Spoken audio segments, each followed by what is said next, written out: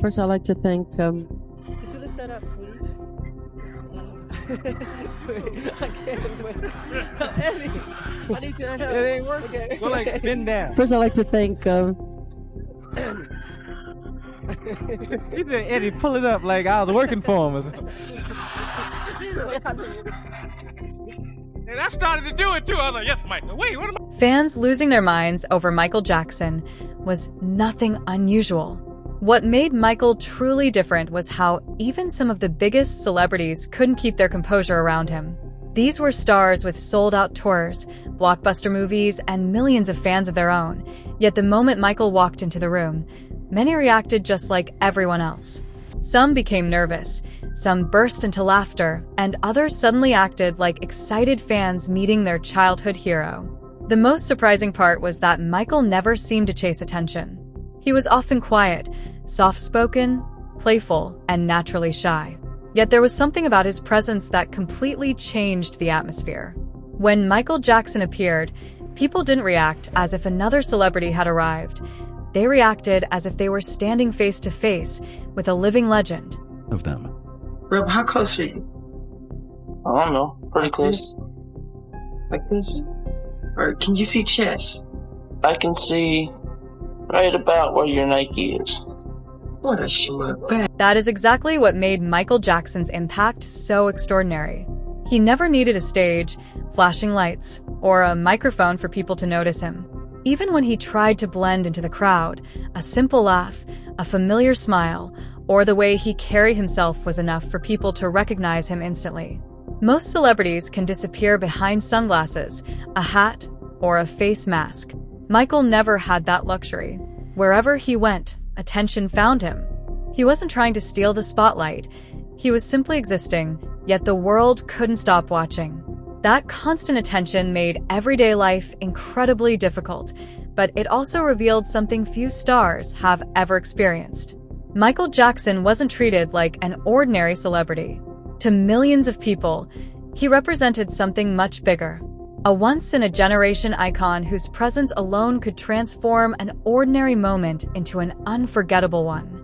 We would do stuff like go to the movies, and Michael was so famous he had to disguise himself. And we would come downstairs, I'd be like, where's Michael? Michael would be covered up like, I'm over here, Chris. I said, Michael, that's you? Yeah, Chris. I thought we was going to the movies. You're not even dressed. I am dressed, Chris.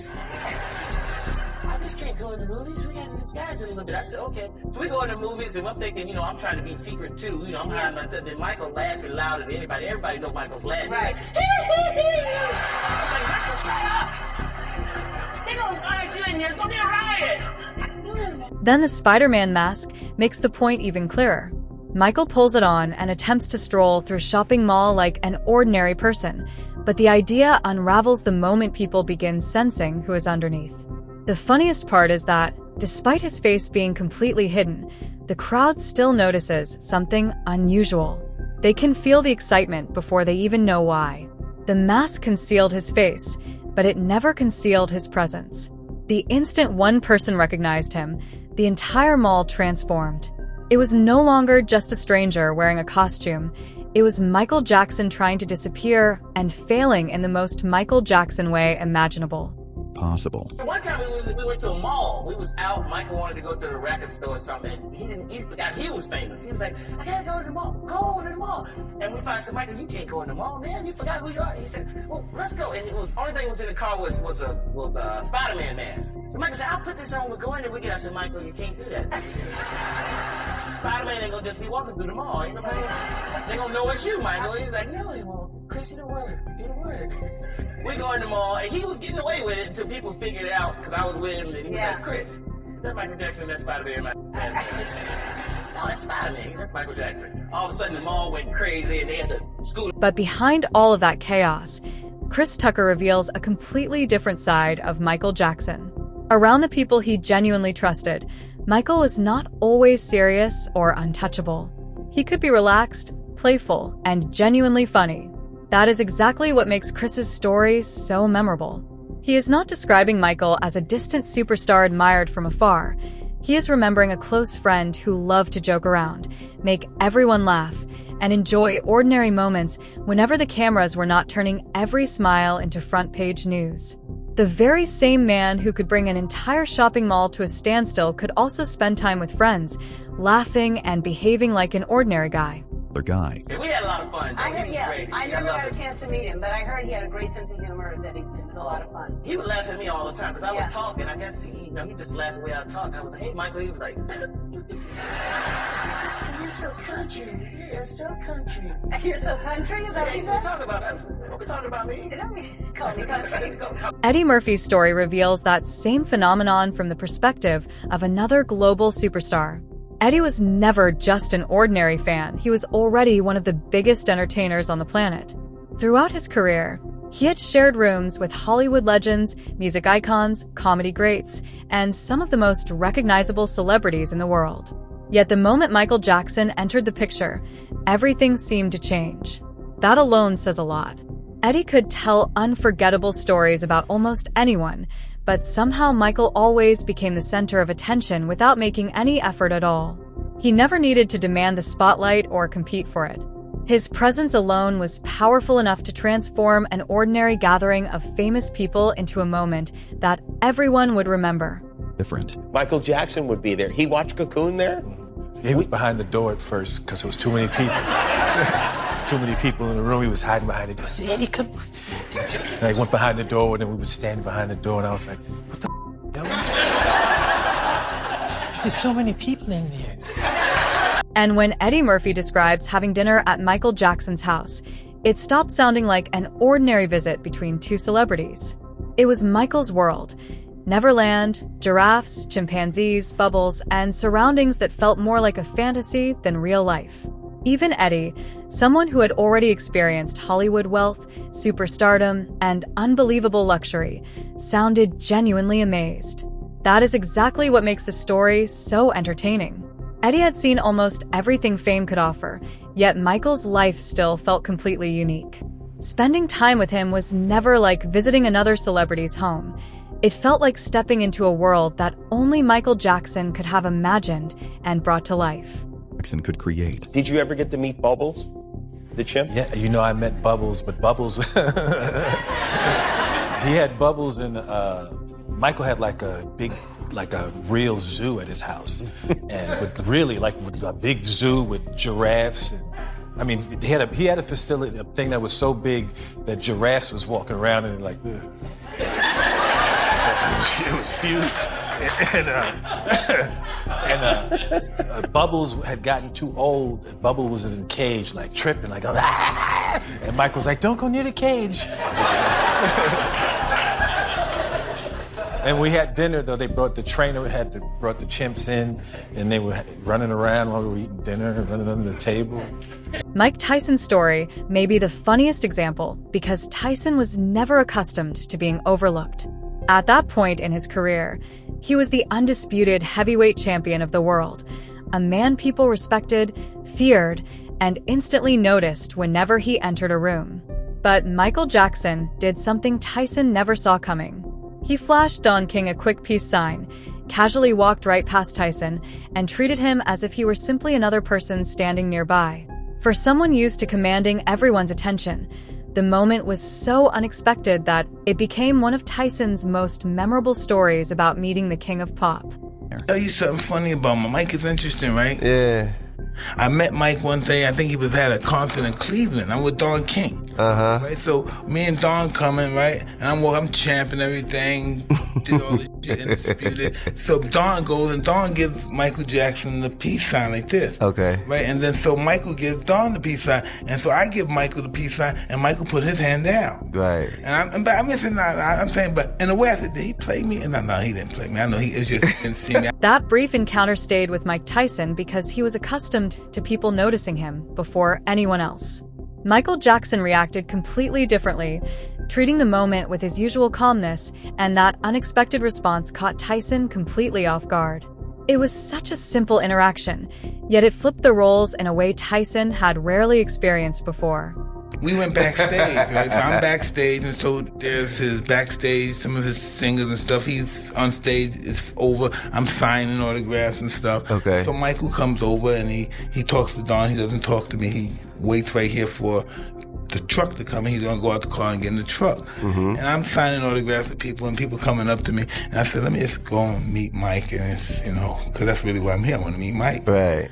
And then I go over to meet Mike, and Mike's like this. He's standing up, and he's like waiting by the door. And as soon as I come over there like this, and he said, hey, I'm playing. He goes, do I know you from somewhere?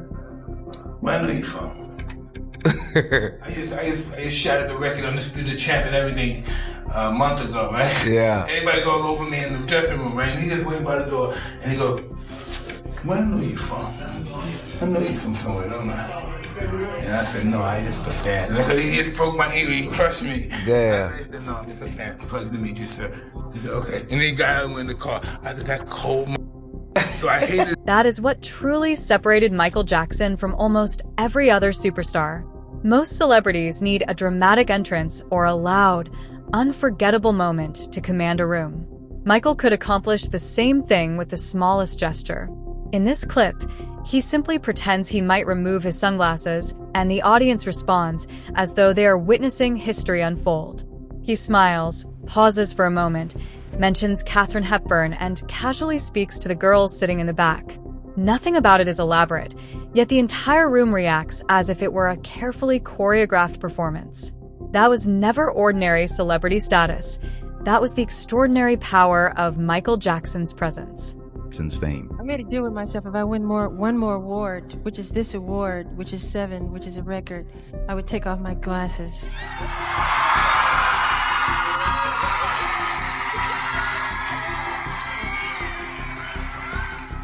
Now, I don't want to take them off, really, but...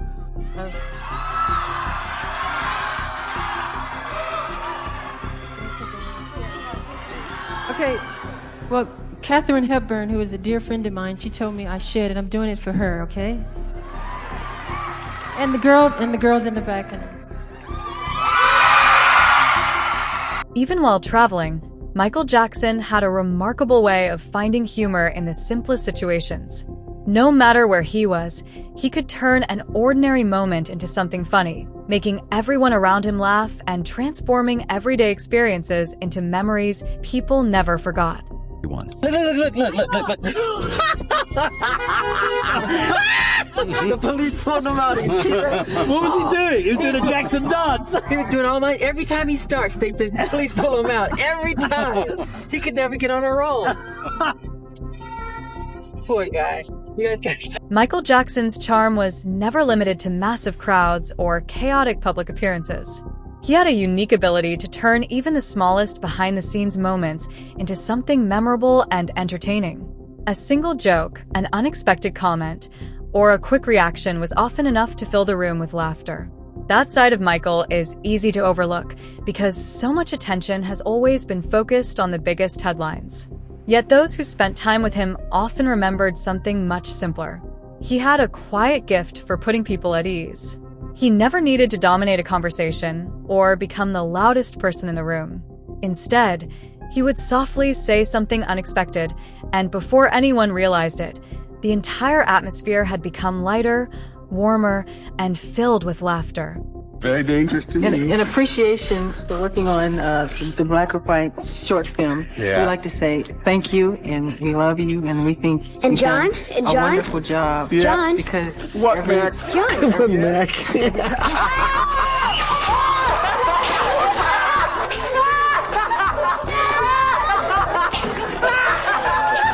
Chris Tucker shares another story that perfectly captures Michael's gentler side. He says being around Michael simply made people smile. That one sentence explains everything. Michael did not only impress people because he was famous, he had a natural gift for making everyone around him feel genuinely happy. Will feel good. And I was in one of his videos and stuff and just loved Michael, man. We became friends, man. I hung out with him a lot. And Michael was just so nice, man. You'd be around him and you just get happy, man. He would give you anything if you liked something. Like I was just complimenting a flat screen TV he had and he gave it to me. I was like, Michael, I didn't want the TV. But then the black came out of me. I started liking everything after that.